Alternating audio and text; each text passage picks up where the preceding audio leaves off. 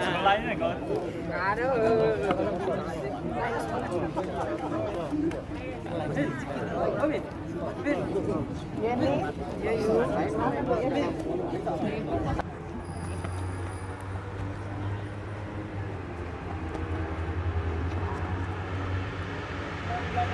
Atlet. Ya, jadi kita Ladda itu tanggal 14 di launching di Gede Agung, dibuka oleh Pak Gubernur. Sebelum tes event, insya Allah pada kawan-kawan nanti hari Kamis kita akan tes fisik seluruh atlet 133, kecuali yang di luar kota.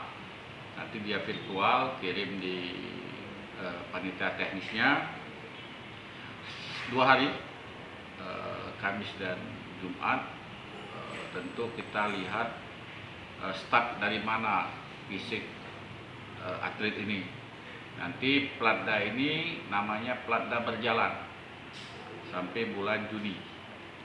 Setelah Juni berjalan, kita tes lagi bagaimana peningkatan fisiknya.